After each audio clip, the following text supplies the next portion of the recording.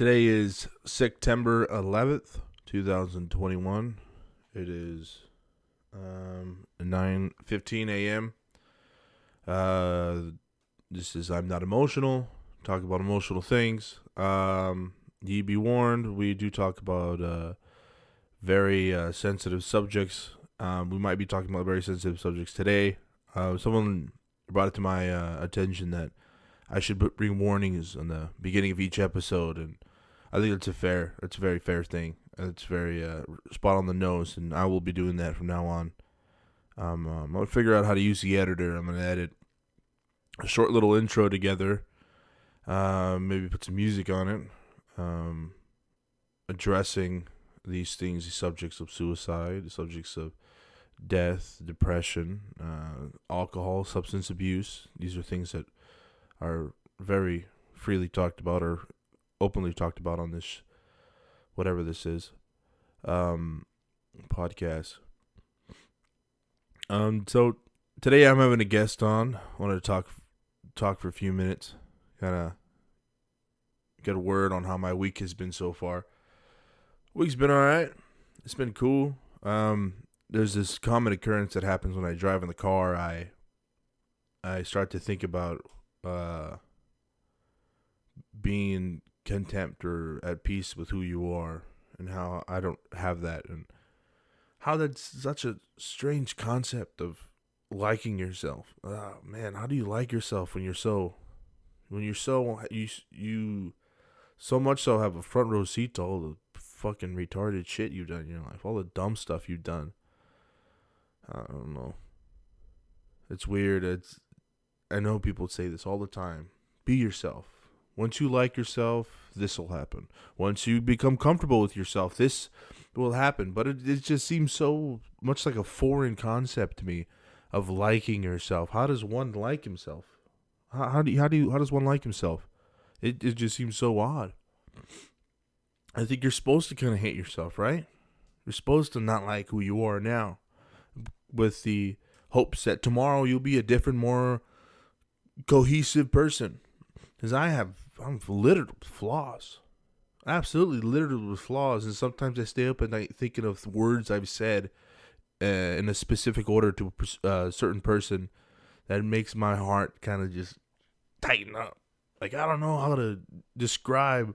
I mean, I'm doing the best I can now to try to describe it. But in a sense of when you meet people and they clearly are totally comfortable with themselves, but they just don't relay the fact that they deal with these same things that you deal with, or maybe they have better techniques to dealing with them. I've figured this one technique out. It's think about something somebody did when you were a kid that was very embarrassing. Somebody you know. Just like, you know what, some acquaintance you went to school with, you shared classes with, that you did something embarrassing in front of. I know you're having a hard time thinking of what they did, right? Because you don't focus on that, and they're not focusing on that with you as well. They've totally forgotten those things. Those things don't exist in their mind at all. They exist. Your embarrassing stories that happen to you exist in your mind. So you're really only a prisoner to them. They don't exist in reality. They exist to bring you down. That's how I feel. So when embarrassing things happen to other people, they think that you remember them. You don't remember them. You got your own fucking embarrassing shit to worry about. I don't know. Maybe this is true. Maybe this is not. Maybe this is a little bullshit. I'm going to bring this down. There you go. See if that sounds better. I got 2 windscreens on my mic because I'm going to put a third one on because I don't like the way I sound. So it's been an interesting week. Back in the office, not really a lot of running around anymore. We started rehearsals for another show we're doing. It's called My Mañana Comes, which is pretty good. I like the cast. I like the director. It's his first time directing. He's a friend of mine. And I'm excited for it. It's gonna be good. Hopefully. If not, oh well. I'll be on another show by the end of I'm already casted in another show, so I have that to look forward to. It's I was nervous about recording this morning. It kind of hit me last night. But I knew when I woke up and I was gonna have Chris on today, it was gonna hit me pretty hard. These butterflies in my gut, man. I don't know. I don't know why they're here. I mean, I do know why they're here, because I'm nervous. It's become clear to me that sometimes, for some fucking reason or another, people are listening to this, and it's beyond me. I don't know why. I'm sure you have better things to do, or you're doing them because you're being supportive of a friend or a family member.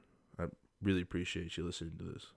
It's also become clear to me that there's an issue with how much I want people to subscribe to the channel, and it's kind of a weird thought, because I really only did this as an experiment, and I feel like asking people to subscribe takes away from the main goal of this experiment, which was just to record conversations with people that I really enjoy and kind of have like I don't know about a therapeutic session, but jot down people's wisdom. Normal fucking people, man. Jot down their wisdom and listen to them later and tell people about them.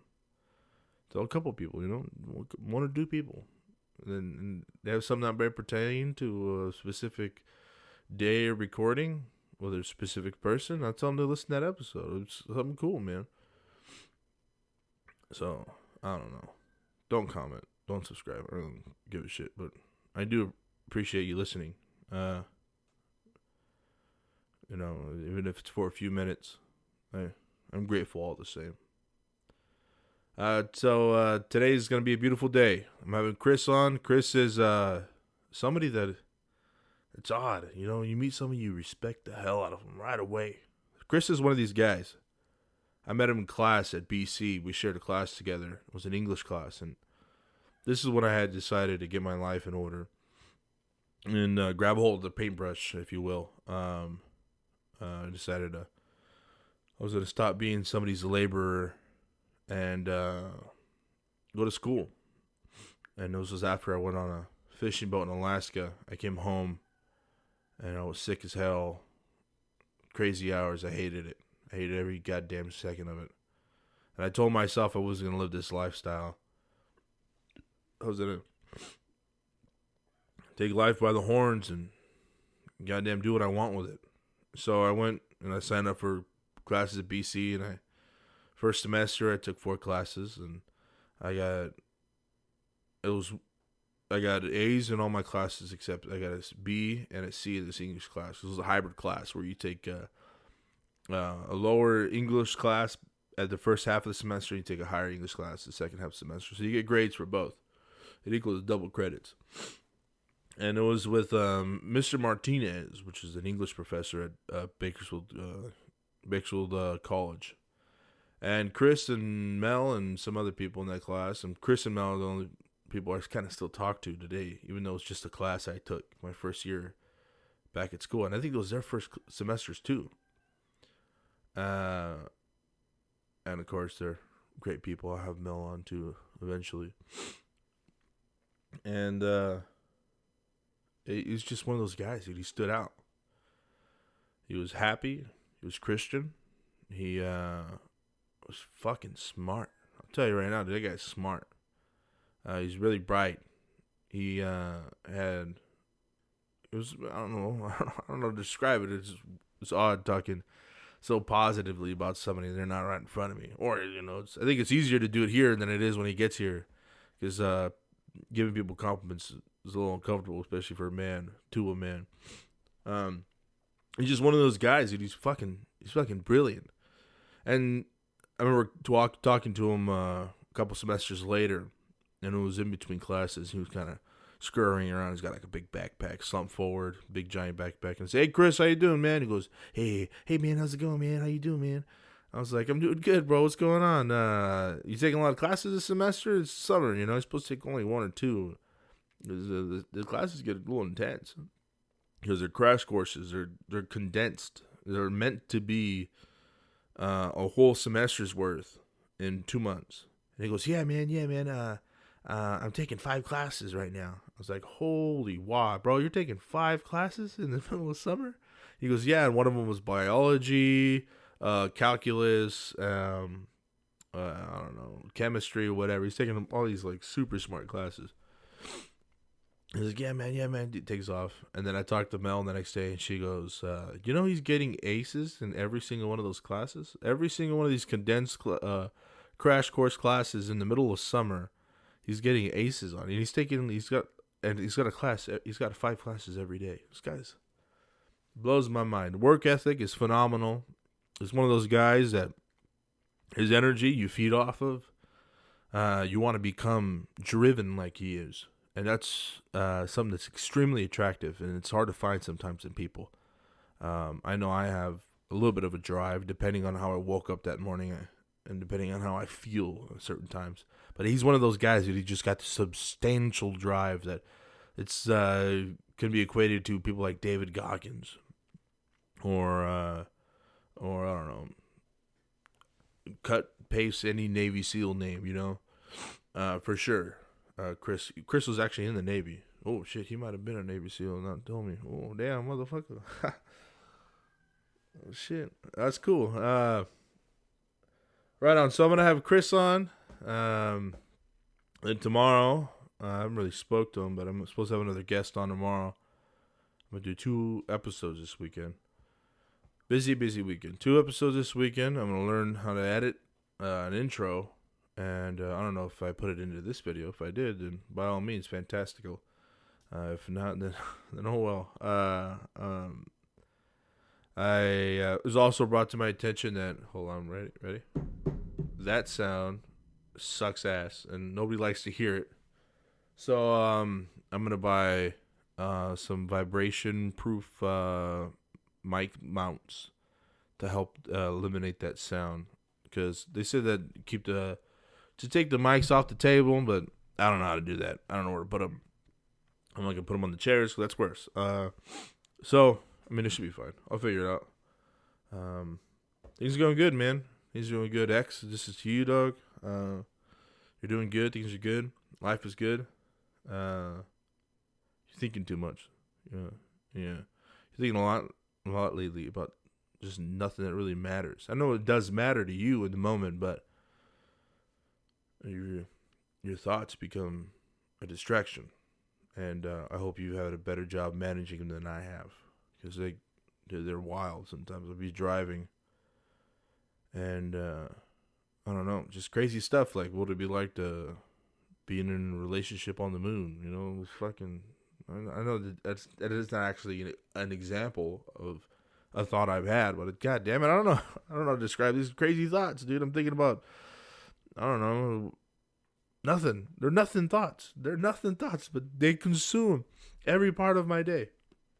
It's wild. I don't know. Hopefully I'm not the only one. I'm sure I'm not. All right, so today is September 11th. Yeah, damn. So it's September 11th. I remember when it first happened. I was in 2nd grade, 1st grade. I turned on the TV. This is in McFarland. I was going to school at Browning Road School. And they turned on the TV, or I came home, or they sent us home. And I went to my grandma's house and I turned on the TV. Because when I was a kid, when I'd go to that school, after school, I'd go to my grandma's house. I'd walk to my grandma's house. And I don't remember much. I remember seeing it on a TV. But then again, that same image in my memory might be an image from a movie. Shit, maybe I don't remember anything. Maybe I was conscientious. I don't know what the word is. Well, I was sentient, or not. Fuck, I don't know, man. I don't know how to describe it. Maybe my forefront of my thought or my memory capabilities wasn't kicked in that morning. Maybe I didn't eat a bagel like I usually do, and I just don't remember it, like it doesn't exist. But yeah, either way, it's an interesting It's interesting. I thought it's been 20 years. I've been meaning to watch that movie King of Staten Island with Pete Davidson and Bill Burr. Pete Davidson openly talks about how his dad was a firefighter who died in 9/11, one of the first responders to get there. And he's very open about his mental instability. He says he has borderline personality disorder. I don't know what that is. I'm sure half the people I know have it, including myself. But it's just an interesting whole situation there. Interesting person, interesting scenario, interesting movie. And kind of deals with that a little bit. Ah, man, I'm a little congested up in the throat there.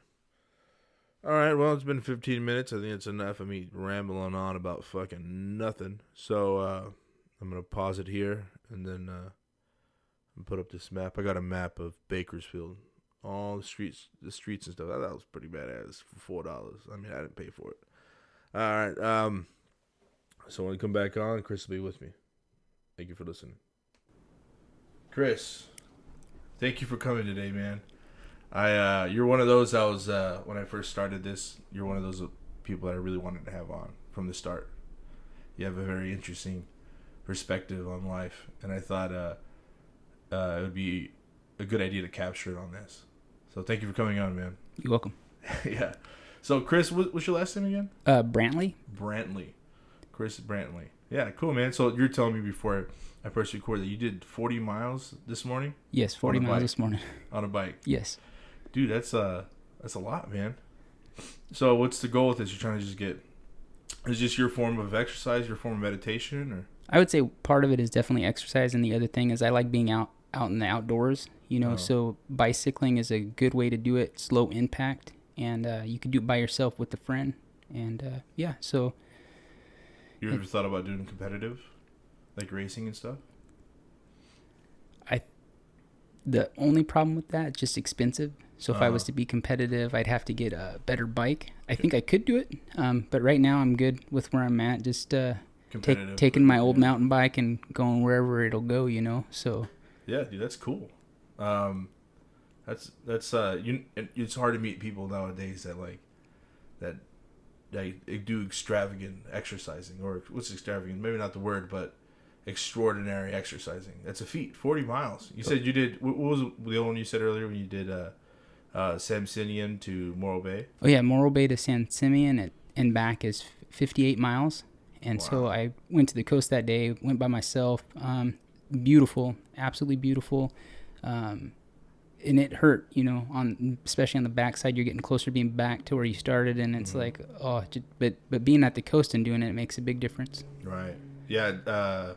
How long does it take you to do something like that? So let me see. I started at about 7:10, and I got back probably about 11:40. So about 4 to 5 hours. That's not bad at all. It's not bad at all. That might be a good way to get around nowadays with gas prices getting so expensive. Oh yeah, for sure. And they got electric bikes too. So if you're like, I don't know if I want to be pushing all the time, get that electric bike, and then you could switch off. You could pedal, and then when you get tired, you just throw on the electric button, and then you could cruise. And some of them go like close to 50 miles an hour. 50? 50. Whoa. Yes. That's scary. Yeah, I don't need to be riding the bike back from the bar. Well, yeah, that would be a problem. Yeah, for sure.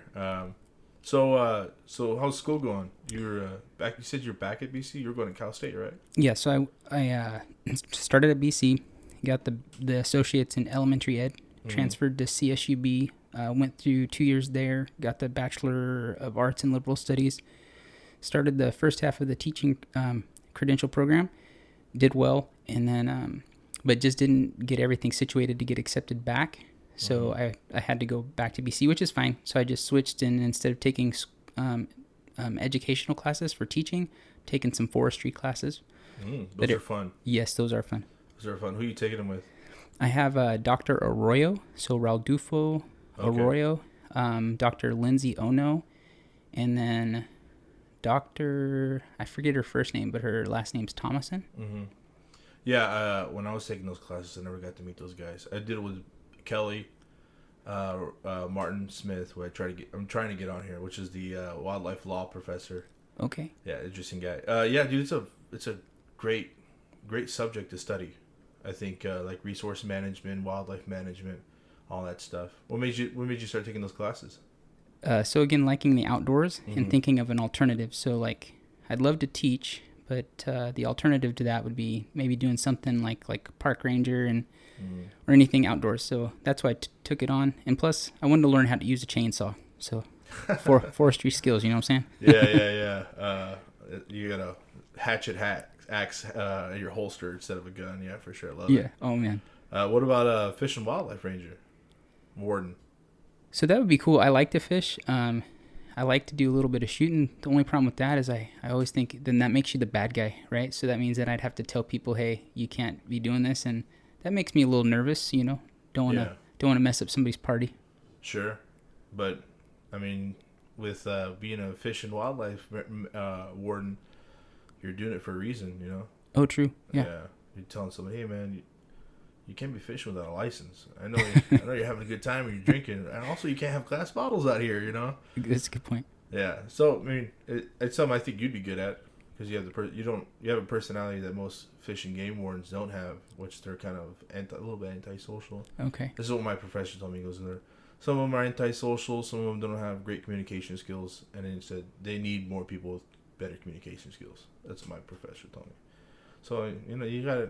If you want to do it, man, you can do it. Yeah. So how are things going in BC now? So BC's good. There's a lot of construction going on campus, but they're like really like making it look nice. It looks really, really good. They redid the Veterans Resource Center. Oh, it's fantastic. Dude, that looks absolutely amazing. And then, so it's good. Kids are back on campus. There's still some restrictions as far as like having to be vaccinated and then wearing a mask. That's kind of a hardship. But all in all, it's good. Yeah. Yeah. So the veteran resource. So you served in the Navy, right? Yes, did 8 years in the Navy. 8 years in the Navy. What'd you do in the Navy? So I was a ship serviceman. So basically, when you think of services, like they have laundry, barbershop, tailor shop, vending machines, and that's basically what I did. I trained for all of that, and then they would rotate you from spot to spot. So I started in vending and then ended up in laundry, did the ship store for a while, and then I ended up in cash collection. And that was just putting the money in the stores and in the vending machines and then collecting the profits at the end of the day and turning it into dispersing. Oh, wow.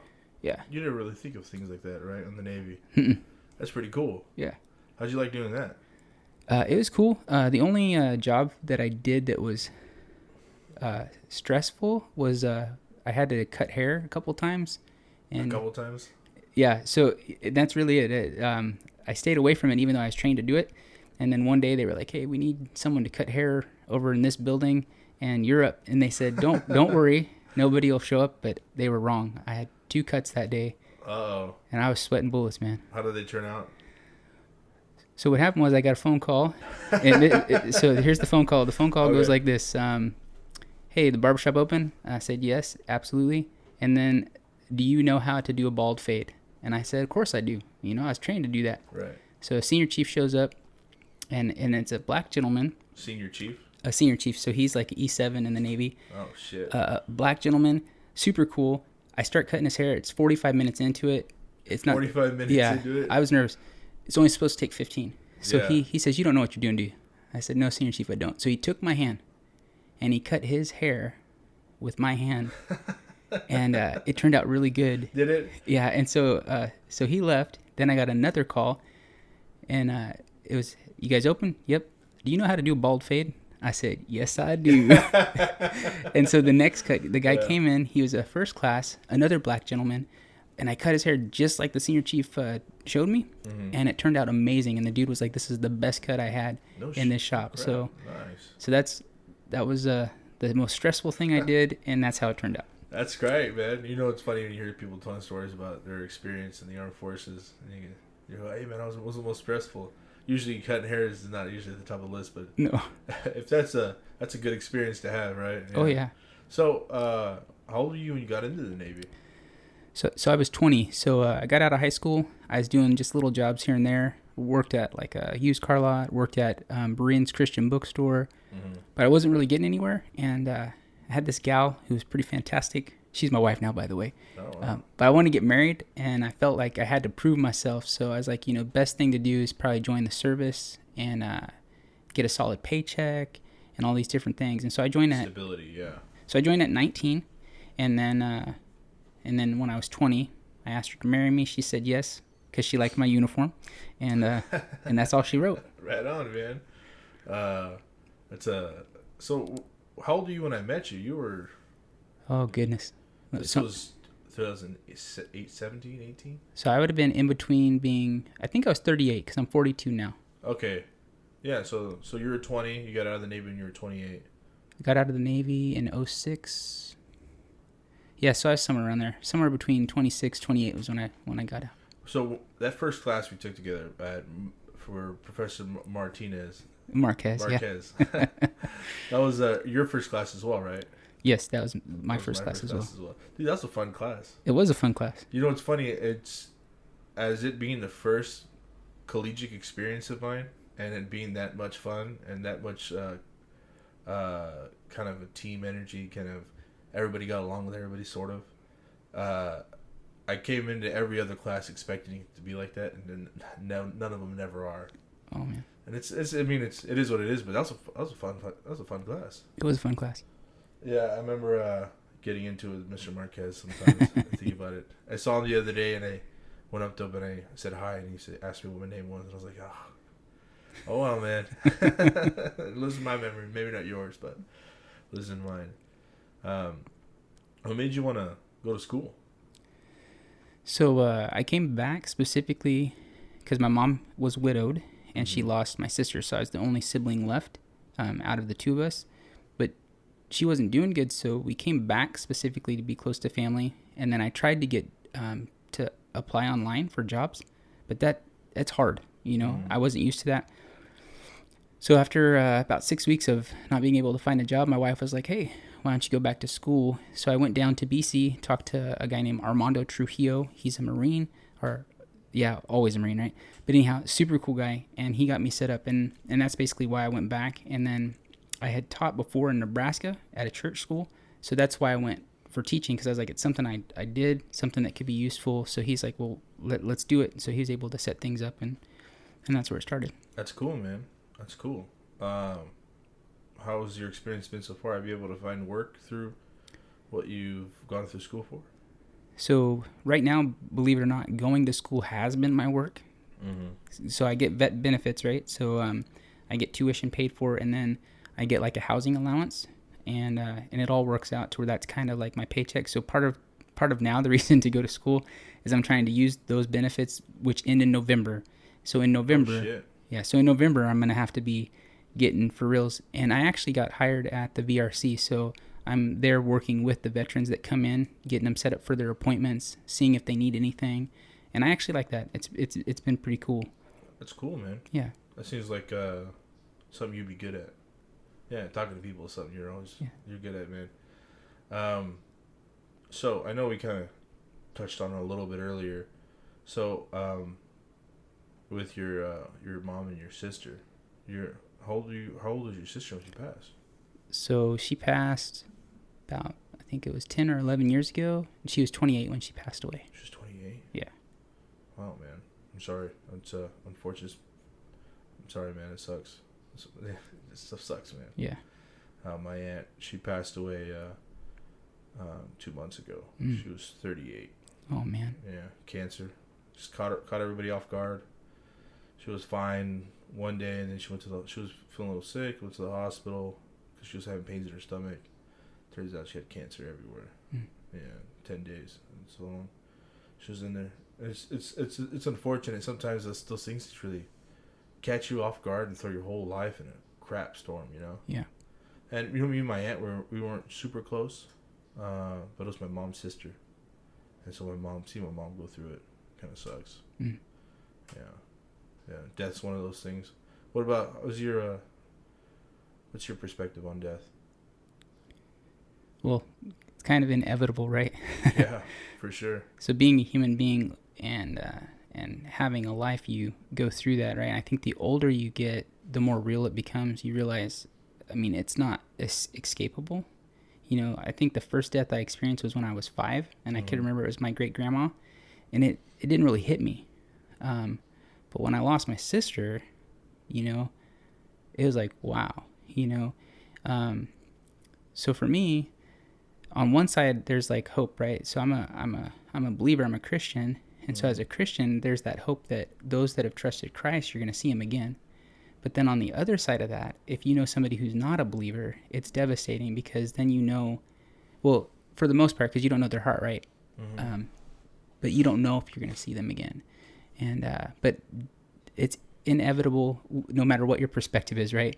So the thing is then what are you going to do about it? You know, as a Christian, I know that the best decision for me was trusting Christ. So now I know that no matter what, I'm his, and I have an eternity in glory, you know. But if someone has a different perspective, it still comes down to, well, what are you going to do? You know, if you just believe it all ends at death, then it's like, well, what are you going to do with your life while you're here? You know, are you going to spend it in a good way? You know, are you going to have a good life for yourself, but also a life that affects other people? Because that's the thing, right? We live in a society where everybody's connected in some way, and you could live your life in a way that's a blessing, a help, encouragement, or you could be like a poop hole, you know. Yeah. and just go about it and just do crazy stuff that affects people in negative ways. So that's kind of a little bit of my perspective. I hope that answers a little bit. Yeah, that's a good one, man. I definitely feel that sometimes. The whole when you meet somebody who's not religious, like my whole family, they're all Jehovah's Witnesses. I'm the only one that's not, and so you can kind of tell they really prefer me be one than not be one, you know. But yeah, it's unfortunate when someone passes and they don't have the same belief as you do.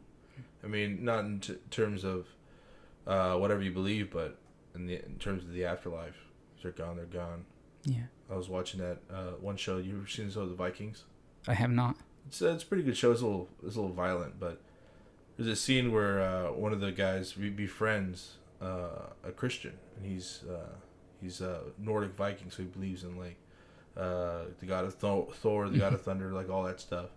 And they become good friends. They become very, very close. And then the Christian dies. And there's a scene where he's very emotional, and he says, you know, when I believed when you die, we get to see each other again in a very blissful place. But since you believe we have different gods, this is the last time I'll ever see you. This is it. And it really kind of, it speaks to separation there between religious beliefs when it comes to death. He goes, because you have a different God, I hate you for this, because I will mourn you more than anybody else in my life, because I will see them again, but I will never see you again. And it's an interesting, it's just a TV show, you know? Yeah. Like that deep of philosophy on death and religious beliefs. Yeah, man, it's pretty cool. Yeah. So, how's your family doing? How's your wife? She's doing pretty good. So when we first came back, you know, we lived behind her parents, but we paid rent, lived in their fifth wheel, and then they moved. So we need a place like right away. So I normally don't do this, but I called my mama. I was like, Mom, in a pinch, man. And what do you think? You think we could come and live with you? And that was like 3 years ago. And so we're still there, but the dynamics of the relationship is amazing. My wife and my mom get along so good. Oh, yeah. And the relationship I have with my mom's getting sweeter. And so like this morning, you know, my wife's sitting hanging out with our cats. My mom's baking cookies, and it's just, you know, it's good. That is sweet. Yeah. You said you're just getting sweeter. Was it not in a good place before?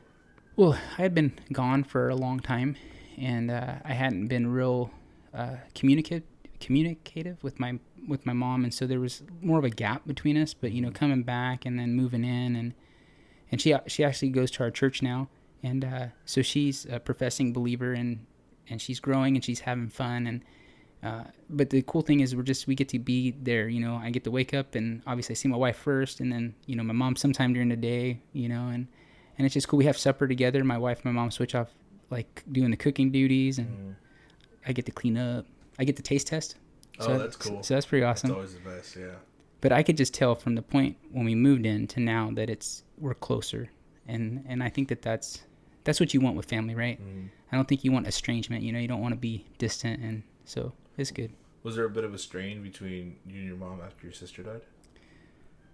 I would say there was a little bit of a strain. I think we both were hurting, but we couldn't express it to each other. Like I knew my mom was hurting, but I don't think she understood how I was hurting, and we just didn't communicate it. And even now it's still hard. Like we don't really talk a whole lot. Like I know she'll mention that she misses my sister, but we don't go in depth. And so it's hard. So you weren't really raised religious? No.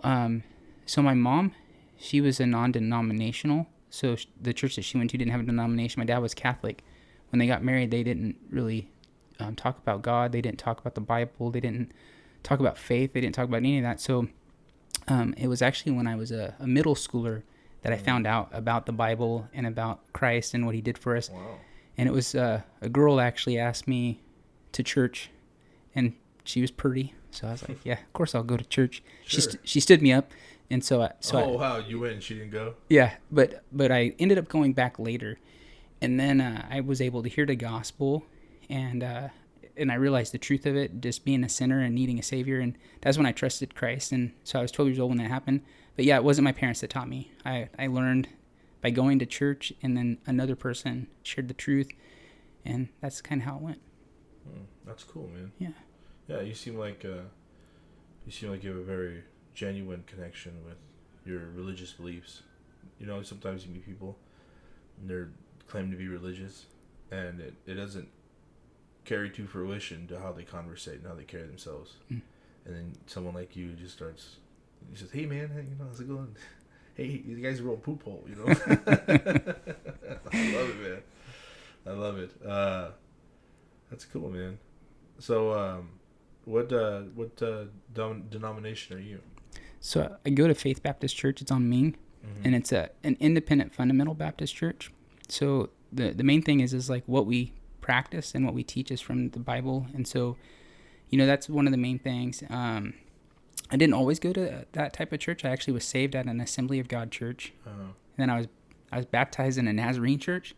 And then when I was in the military, as we traveled, we went to a Southern Baptist church and then to an independent fundamental Baptist church. And the cool thing is like when you go to the New Testament scriptures, like Matthew through Revelation, that's where the church was started, and they model how they do things according to that. And so that's what I like about it, in regards to it. It doesn't mean we're perfect, right? Right. We definitely have those moments where we have issues, but God's good and helps us to be gracious and forgiving, and it's all about Him anyways. Yeah, man. It's not about my kingdom; it's about His kingdom. It's about His kingdom. Yeah, it's I think it's always admirable nowadays when you meet religious people, because it's so easy to be an atheist, and a lot of people, they like to strike on religious beliefs, or not religious people, but atheistic people like to strike on people's religious beliefs. But I don't know. I think it's a good value to have, because they're great values, especially with today's cultural climate. Yeah. Right on, man. That's cool. So I wanted to ask you, I know this is kind of a bit forward, but I know we've kind of touched on this a little bit in the past about alcoholism, and I do like to ask, what was your relationship with your alcoholism? So everything pertaining to alcohol for me happened at a young age. People don't think about it, but like when I was like even like 3, right, there'd be times when my dad would have it in my bottle.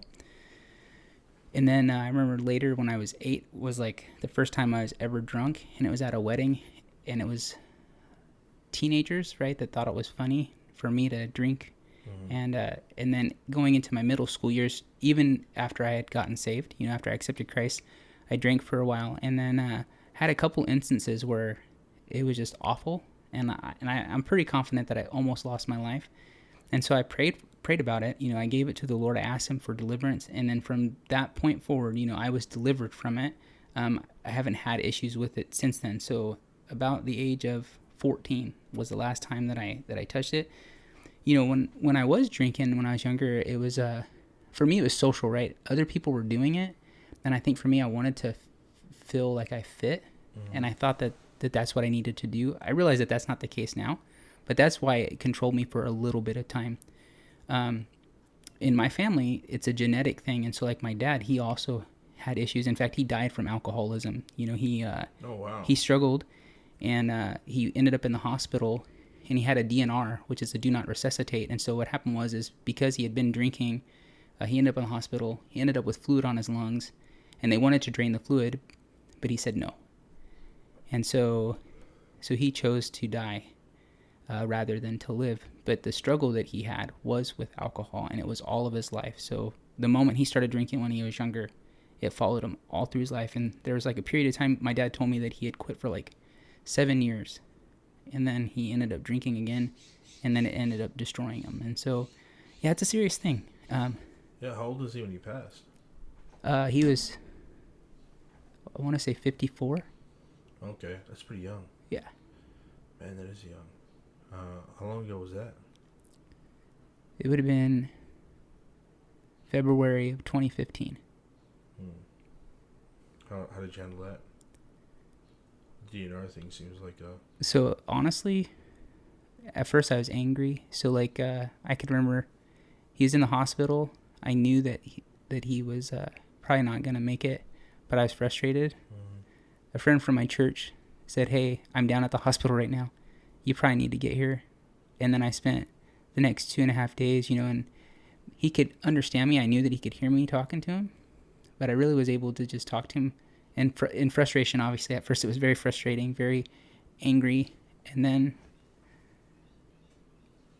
my hope was that he would make it through. My hope was that he would understand that I loved him, and there was a reason for him to stay and to not drink. So it was hard. Yeah. You still kind of dealing with it?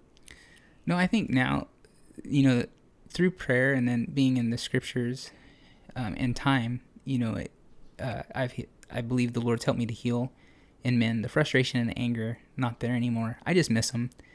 I had aside from him struggling with alcohol, I had an awesome dad. I mean, he was funny. He could get along with anybody. He was a prankster. I mean, all these different things. And so for me, I just miss him, and I feel robbed, you know. So, but no anger, no frustration anymore. So that took some time to overcome? Oh, for sure. I would say with my dad, all this stuff, I'd say it took about probably 3 to 4 years just working through it, you know, and obviously talking with my wife, because my parents always had better relationships with my wife. It's so funny. My dad loved my wife more. My mom loves my wife more. And so they had a really good relationship. In fact, my wife didn't even want my dad around at first, you know. But then, like I said, he's a likable guy. And she just, like, I don't want to say fell in love with him in, like, the weird way, but, like, she just loved him. You know, and he would talk with her, and they would have fun, and they would joke with each other, pull pranks on each other. You know, my wife is very organized, so my dad would get mad because she would switch things around. And so he flipped the silverware around one time, and my wife was like, "Oh, dude, it's on now. It's on like Donkey Kong." And, I mean, she, like... And I can remember watching him. He was at the cabinets trying to find something, and she had moved it around. And I was like, "Dad, you need my help?" And he's like, "No, I'm fine." But yeah, you know. So that's very sweet. Yeah. Yeah. Man. I'm kind of at a loss for words. That's it's interesting. It's interesting, man. It's the whole thing, you know. Yeah. I'm kind of running blank. My mind's kind of thinking about what you're telling me. I mean, every man kind of goes through that struggle, right, with the relationship between him and his father. I think so. Yeah, it's kind of it's a common story that's told throughout millennia, right? And I don't know, sometimes as men we hold on to our fathers, we push them away. Yeah. I'd like to hold on to mine, you know? Yeah. And I'm sorry that you lost yours. Yeah. Man.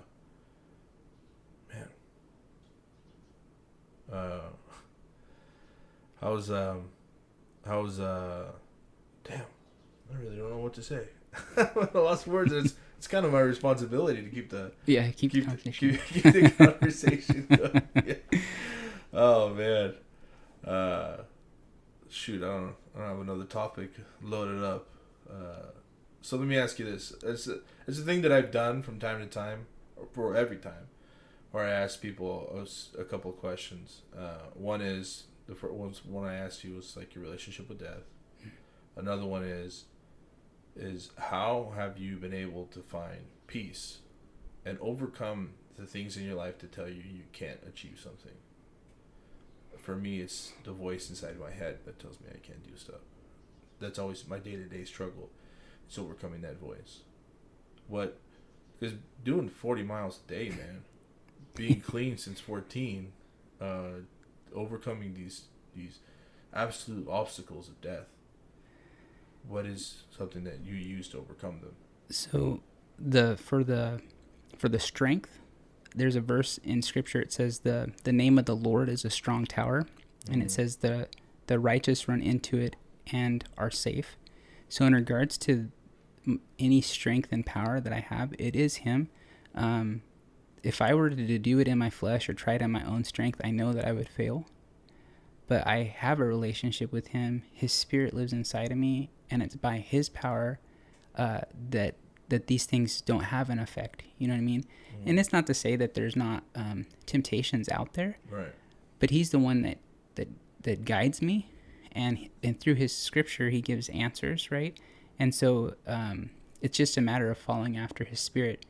In regards to the peace, again, His Spirit lives inside of me, and the Bible says that the fruit of the Spirit is love, joy, peace, long-suffering, gentleness, goodness, faith, and temperance. And so in regards to having that peace, that's part of what He gives, right? And so again, it's not that there's not things that are devastating, but the peace that I have is His peace, right? And it's the peace of having Him with me, knowing that I'm not alone, knowing that even though things are crazy sometimes, that I know that there's going to be a great end to it where it's not going to be like this anymore. And so I get my peace from Him. And then when I face the different things, right, when they get hard, I go to Him. 40 miles is hard. I talked to Him about it, help me get through this. School is hard. I mean, I've had tremendous years in school where it's just been like, this is not going right. Lord, this is hard. And I mean, I cry, right? I mean, I've had those moments in school where I've just been in tears because it's devastation. College is devastation, but I just go to Him and I'm like, Lord, you know my situation. I don't want to fail. I don't want to do bad for you. I want to do this right. I want you to be glorified. I want to do good for my teachers. I want to do good for my mom. I want to do good for my wife, all these different things. And I'm like, Lord, I can't do it. And I need your help. And then He comes along and He'll bring me encouragement and He'll help me to stay in it, right? Stay in it to win it. But apart from Him, I wouldn't be able to do it. And I know that if I didn't have Him, it'd be bad. Yeah. So a lot of the tenacity to overcome things comes from the book, the big book for you. Yeah. Well, it's just like and it always comes down to a relationship, right? It's not a matter just of religion, right? A lot of times people think it's just religion, but to have that, it's to have a relationship with Him through His Son, right? And in the Bible, there's different situations where you see that. Like, I think right off the top of my head, I think of the 3 Hebrew children, right? Stood before Nebuchadnezzar. Nebuchadnezzar plays the music. He's like, why aren't you guys bowing? They're like, we're not going to bow. Even if you throw us in the fire, even if God doesn't deliver us, we're not going to bow. They get thrown in the fire, right? There's a 4th man in the fire. He looks like the Son of Man. And all of a sudden, their situations absolutely turn around. They come out of the fire totally unharmed. And that is Him. And so it's not that there's not things that can try to devastate or harm us, right? And it's not that things are always going to work out the way that we want it to. Because like they said, if we go in and we don't come out, hey, whatever, right? So if I face a situation and I fail, it's okay. The point is that I have Him. And He's the one that makes it okay. Does that make sense? Yeah. Yeah, it's It's not like a safety net, but it's like a loving blanket that you can. Yeah. It's always wrapped around you. Yeah. That's cool, man. That is cool. So how was with that being said, how's your relationship with yourself? How has it improved? Well, obviously the realization is that I'm only a sinner saved by grace, right? So, part of being a believer and having that relationship is realizing that I have some shortcomings. Yeah. You know what I mean? And sometimes that's hard. But in regards to that, again, going back, I know that he loves me, right? And so I can be okay. I know that he's working in me. He's transforming me. He's making me more like him. And I know that no matter what, like someone else may not like me, right? Mm-hmm. A professor, I might make a professor upset. I might say the wrong thing. I always, when I think of Marquez's class, I always think of Bernice. And I always think about how that one day I just got compassionate and I was like, dude, why aren't you saying anything, girl? That wasn't good. You know what I mean? That girl's quiet, yeah. But even when those things happen, I'm like, I'm not perfect, and that's okay. And I think that's the thing. For me, it's realizing I'm not perfect. You know what I mean? And he's perfect. He's making me more like him, so it's okay. But I think it's the realization for me, I'm not perfect. I'm going to be okay with that. Because if you're not okay with that, that's when it gets bad, right? When you're trying to be perfect. Yeah. When you're not perfect, that's when it's crazy. Dude, it's been something that kind of ran rampant through my head, dude. It's just like all the flaws that I've or just like the wrong word said to the wrong person at the wrong time in the wrong context. And it's funny how it's like I remember all of them. I feel like I don't forget any of them. I might forget the nice things people say to me. Hey, that was good. Blah, blah, blah, good job. I'll forget 99% of those, but I'll forget the one time I said something stupid to somebody that day at that time. And I don't know where I heard it from. I was talking about earlier, just like, so I don't have that. Sorry, I stopped touching the table. This one thing that I've always struggled with is like, how do I start to like myself the way people tell me you're supposed to? When you say you need to like yourself, when you start liking yourself, you overcome things. Some things will start to make more sense once you start to like yourself. Once you work on your relationship with yourself, but how does one do that? How does one like themselves to the point where things start to fall in line, things start to make sense? Because for me, I never liked myself. My whole life, I've never liked myself. I don't know where it comes from. I think it's a totally natural thing. Now I think it's a natural thing. When I was a kid, I used to think it was all messed up. But I remember somebody told me this thing once. He goes, I want you to focus on something somebody else said that was stupid when you were a kid. I want you to think about it. Just pick one. I remember I sat there for a couple of minutes. I couldn't think of one. He goes, all right, I'm going to tell you something that you're not going to believe. Nobody remembers the stupid crap you said when you were young. You're the only one who remembers them, man. They only exist in your memory. They're only there to torture you. So you can change your perspective on them and say, oh, okay, that was weird. That sucked. And try to switch it up. Or you can just let it just envelop you with, like, just torture you for no reason. We're gluttons, man, for punishment. You definitely, when you're in a good mood, you like to have that thought that is going to mess up the rest of your day about the one weird thing you made. You made a conversation weird because you said something dumb, Yeah. So you've found peace with yourself through your relationship. Yeah, so I would say definitely through my relationship with the Lord. And it's just knowing that He's going to love me always. And so there's a peace there. And again, it's the understanding, I'm not perfect. And that's not what He is expecting. Yeah, I think that's something that a philosophy I need to kind of get a better relationship with, because I've definitely had that problem where I do see myself as a person that has potential to being perfect, but struggles with it every day. Gotcha. So I think that's a problem. I think I need to realize that I'm a fool and I'll always be a fool, and I need to find peace with being a fool. I think just it's a good reality to have. It's just, I'm a fool, I'm a bonehead, Yeah.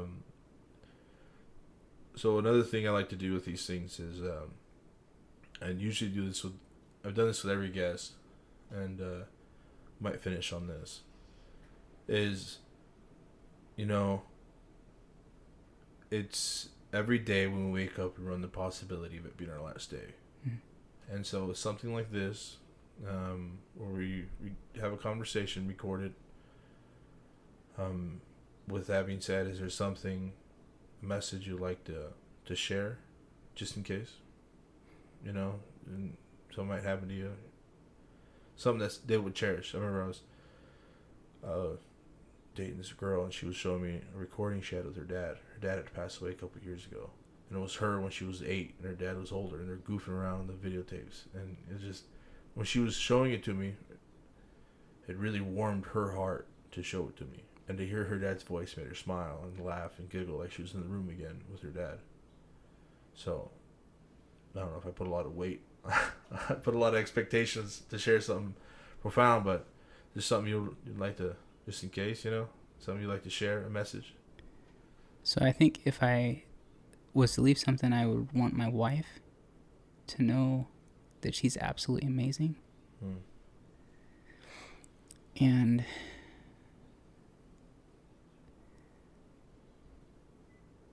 then I always joke with her, but I would ask if she remarried to marry up, you know, do better than me, because I feel I married up.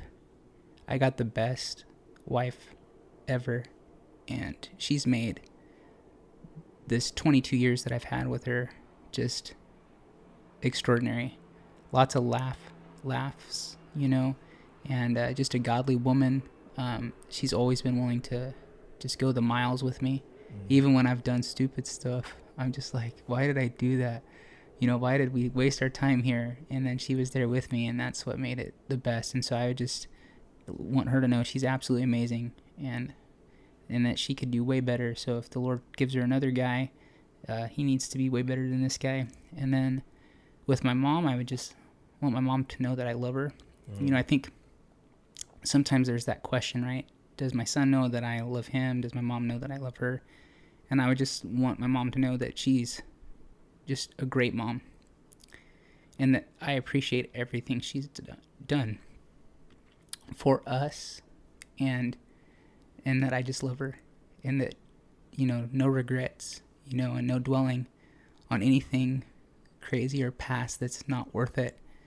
And then I think that I would probably leave one other thing, and that would be for my aunt. I have an Aunt Myrna in Oregon, and I would just want her to know it's time to put away the crazy. You know, it's time to come back and be a family.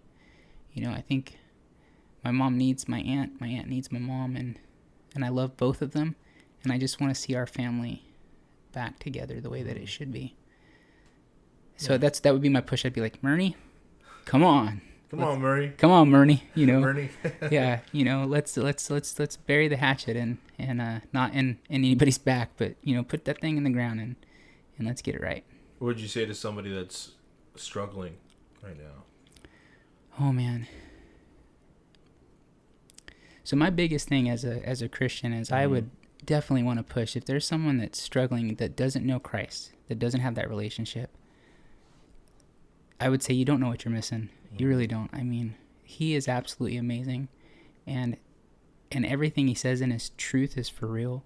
And even though it doesn't make you perfect, and it doesn't mean that there's not struggles, it just means that you have somebody there always, and he's God. He's almighty, you know?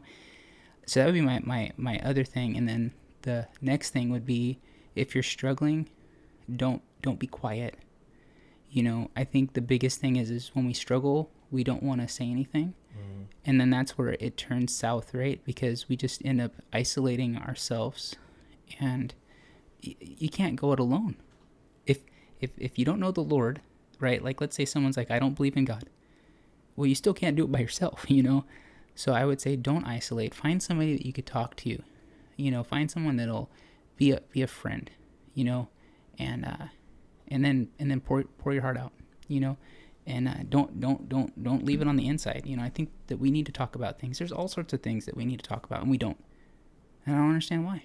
I mean, it's as easy as this. Yeah. Get with Xavier, dude. Have a conversation. You know, talk. Yeah. You know, so. Who's is it your wife? Someone you always lean to when you talk to and you need to talk to somebody? So my wife is definitely my best friend. Mm. So aside from talking to the Lord about things, an earthly person is definitely my wife. She's my absolute best friend. I could tell her anything, and I mean anything, and we're good. And we have serious conversations. You know, she's also the one who knows me, so even in a serious conversation, she could lighten the mood. You know, and yeah. So and it's been good. And then I have one other friend. I just realized how close and good a friend he is. His name's Rob Conklin, and he's from Madison, Wisconsin. He was one of my closest friends, still is one of my closest friends, but I met him in the Navy. And that guy, man, he's just good to talk to. And he's real. He's genuine. He's not perfect. And in fact, we didn't talk about vaccinations, but I had to think about that, you know. And he's one of the guys. I was like, hey, Rob, this is what I'm thinking about. These are the scriptures I'm looking at. What do you think? And man, he got back to me, and it was like a profound text message that was just like boom. And it was because, again, I chose to talk to him. So definitely my wife, the Lord, my wife, Rob, and my mom's in there too. But it's, for me, you know, sometimes it's different talking to my mom. But I'm getting better. My wife says, dude, you need to talk to your mama. And I'm like, I'm working on talking to my mama. Come on now. So working on it. Yeah, it's, I don't know. My relationship with my mom is definitely getting better. Now that I've become like a man, or become like an adult, and I moved out, and I have my own place, and I've got my aspirations, and I've chasing something. It's funny. I hang out with my parents like they're my friends. You know, they're like, I'm like, hey, what are you guys doing? Oh, nothing. You want to come over and drink a couple beers, barbecue, and hang out by the pool, and just talk for 5 hours. Maybe get a small buzz going. Hang out with my mom, or if I go hang out at my parents' house before I got to go to rehearsals, she's cooking dinner, and I sit down and just talk to her for however long. She talks to me about cooking, and it's nice because it wasn't like that before. Yeah. It was when we talked, there was a lot of fighting, a lot of bickering, a lot of not getting along, a lot of anger. So the anger's not there anymore. It's weird. I never thought it'd be like this sometimes. I never thought it'd be like that, you know. So yeah, talking to your mom can be hard sometimes. I remember I was at a bar. I was with my cousin, and we were talking to these two beautiful, tall, blonde broads. And I get to talking to one of them, and she told me that her mom had passed away a couple years ago. And I was like, oh, man, that sucks. And I was like, hey, you know, I'm not afraid to ask questions. Just because I kind of want to know the answer. I'm going to ask it. I was like, hey, so how was your relationship with your mom when she passed? She goes, it was terrible. We never talked. And now it eats me up every day. And I was like, oh, you know, it's kind of, not to make it about me, but it's kind of something going on between me and my mom. She goes, all right. She goes, put your finger up like it's a gun. I'm going to point it at you, and you point yours at me. All right. I'm going to put mine down, and then I want you to put yours down, and then I want to tell you I love you. She goes, that's all it is. You just got your guns pointed at each other when you guys talking to each other. Just put your guns down and talk, man. So it was that next day I was going to hang out with that girl again. Because I got her information. She wanted to hang out. And before I left, I talked to my mom. And I said, hey, Mom, I know you and I have a hard time getting along, but I love you. I really do.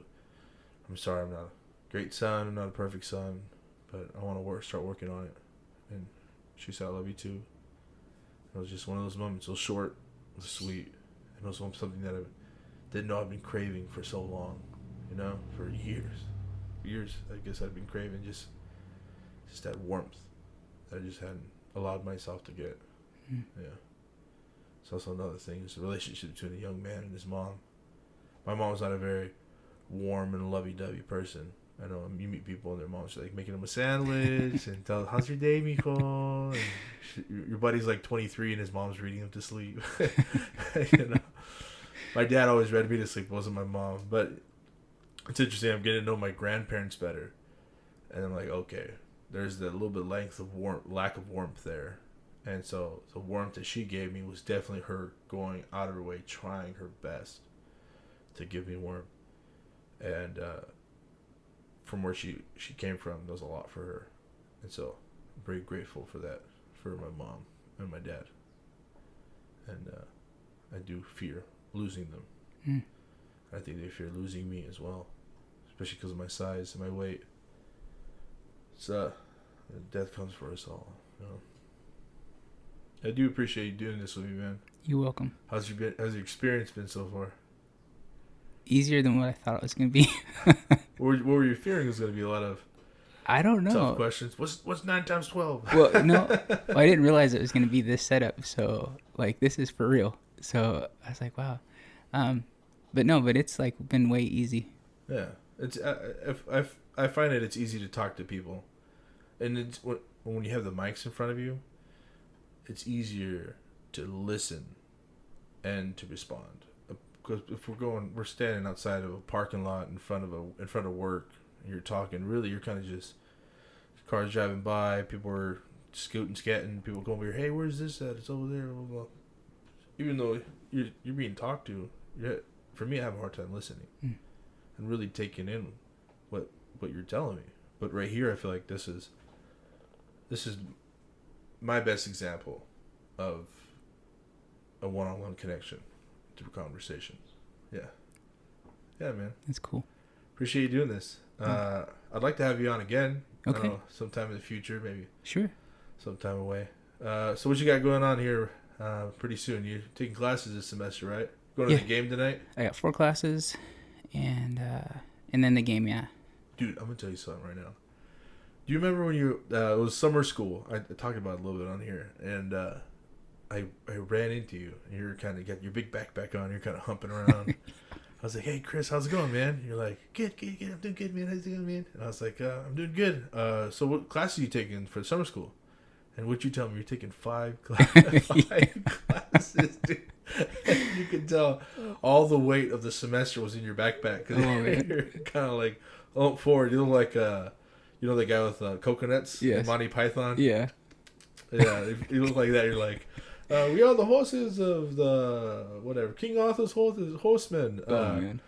What classes were you taking? Were they small classes or were they hardcore classes? Some of them were hard. I know I had an earth science class and a lab. That was probably one of the hardest, and I think I had Spanish. And I can't remember the other 3, but yeah.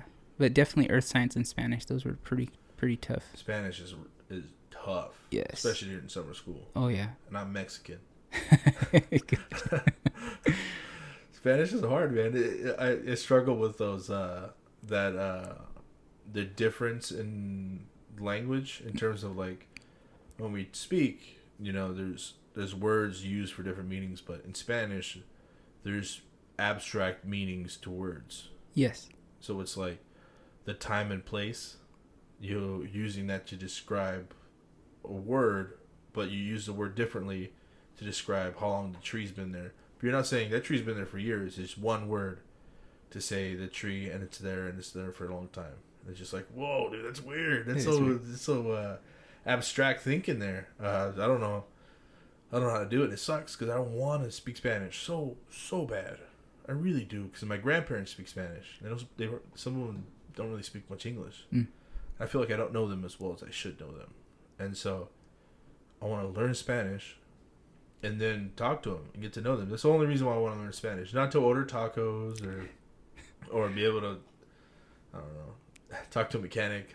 Gotcha. I just want to be able to have a conversation with my grandparents. That's really it, man. And because of dyslexia, picking languages are really difficult. I don't like saying that because it sounds like a crutch, but the fact of the matter is, it's just the way it is. Yeah. How did you pick up Spanish? In the class, it wasn't easy because it was immersion, so everything was in Spanish. There was like no break to do the English, but it went well. I do now Duolingo, so I know other people have different apps. That app is actually really, really good.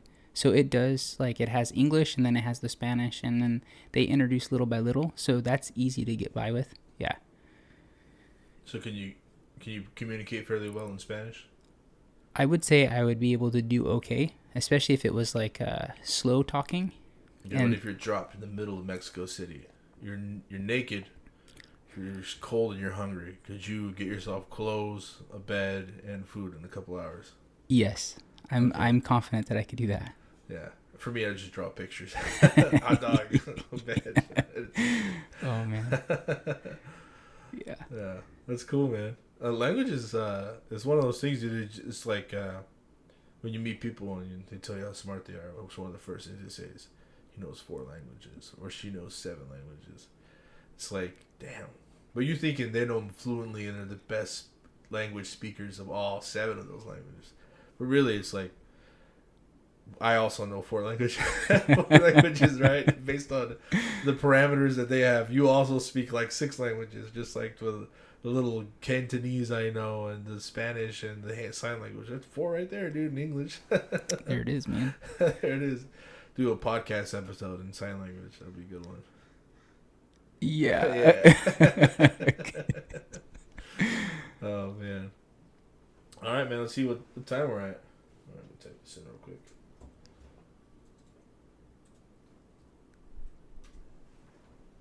We're at 1 hour and 10 minutes.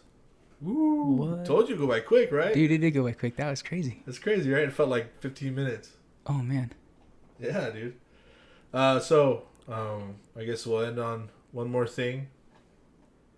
Who's gonna win tonight? Renegade game.